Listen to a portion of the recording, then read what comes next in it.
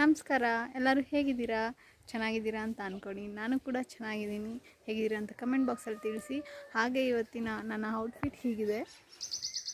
ಹಾಗೆ ಇವತ್ತು ಏನು ಸ್ಪೆಷಲ್ ಅಂದರೆ, ಇವತ್ತು ನಮ್ಮೂರಲ್ಲಿ ತುಳಿ ಏಕಾದಶಿ ಅಂತ ಹಬ್ಬ. ಆ ಹಬ್ಬ ಬಂದು ನರಸಿಂಹಸ್ವಾಮಿಗೆ ಆಚರಣೆ ಮಾಡ್ತಾರೆ.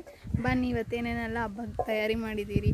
ಹಾಗೆ ಟೆಂಪಲ್ಗೆ ಹೋಗಬೇಕು, ಹಾಗೆ ದೇವ್ರ ದರ್ಶನ ಮಾಡಿಕೊಂಡು ಬರೋಣ. ನಿಮ್ಮೂರಲ್ಲೂ ಹಬ್ಬ ಆಚರಿಸ್ತಾರ ಇಲ್ಲ ಅಂತ ಕಮೆಂಟ್ನಲ್ಲಿ ತಿಳಿಸಿ, ಓಕೆನಾ? ಬನ್ನಿ, ಈಗ ದೇವಸ್ಥಾನಕ್ಕೆ ಕೂಡ ಹೋಗಬೇಕು. ಬನ್ನಿ.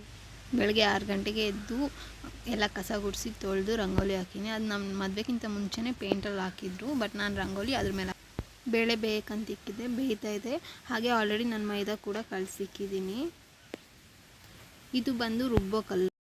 ಇಲ್ಲಿ ಬೇಳೆ ಬೆಂದಿತ್ತು, ಕೊಬ್ಬರಿ, ಏಲಕ್ಕಿ ಹಾಗೆ ಬೆಲ್ಲ ಇದೆಯಲ್ಲ, ಅದೊಂಚೂರು ಹಾಕ್ಬಿಟ್ಟು ಒಂದು 5 ನಿಮಿಷ ಸಿಮ್ಮಲಿಕ್ಕಿ ಬೇಯಿಸಿ.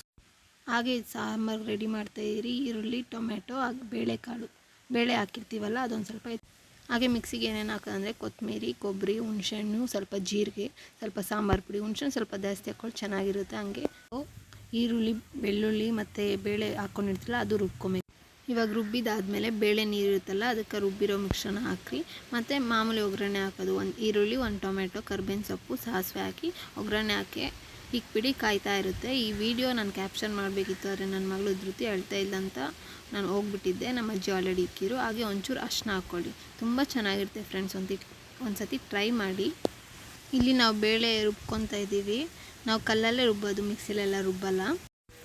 ಹೂರಣ ಕೂಡ ತುಂಬ ಚೆನ್ನಾಗಿರುತ್ತೆ ಕಲ್ಲಲ್ಲಿ ರುಬ್ಬಿದ್ರೆ. ಮಿಕ್ಸಿಯಲ್ಲಿ ನಮ್ಮ ಕಡೆ ಎಲ್ಲ ರುಬ್ಬಲ್ಲ, ಯಾಕಂದರೆ ಇಲ್ಲಿ ಅವತ್ತಿಂದ ಕಲ್ಲೇ ಯೂಸ್ ಮಾಡಿರೋದ್ರಿಂದ. ನೋಡಿ ಹೂರಣ ಎಷ್ಟು ಚೆನ್ನಾಗಿ ಬಂದಿದೆ, ಸಾಫ್ಟಾಗಿ ಬಂದಿದೆ, ಚೆನ್ನಾಗಿದೆ, ಟೇಸ್ಟ್ ಕೂಡ ಚೆನ್ನಾಗಿದೆ ಫ್ರೆಂಡ್ಸ್. ಹಾಗೆ ಇಲ್ಲಿ ಸಾಂಬಾರು ಕಾಯ್ತಾ ಇದೆ. ಹಾಗೆ ಒಂಚೂರು ಅರಿಶಿನ ಹಾಕ್ಕೊಳ್ಳಿ, ಸರಿನಾ? ಇದು ನಮ್ಮೂರು ದೇವ್ರ ಫ್ರೆಂಡ್ಸ್, ಲಕ್ಷ್ಮೀ ನರಸಿಂಹಸ್ವಾಮಿ ಟೆಂಪಲ್. ಇದು ಬಂದು ಆಂಧ್ರ ಪ್ರದೇಶಲ್ಲಿದೆ. ನೀವು ವಿಸಿಟ್ ಮಾಡಬೇಕಂದ್ರೆ ಹಿಂದೂಪುರದಿಂದ ಅನಂತಪುರಕ್ಕೆ ಹೋಗೋ ರೋಡಲ್ಲಿ ಬಂಗನಪಲ್ಲಿ ಅನ್ನೋ ಊರಲ್ಲಿ ಇದೆ.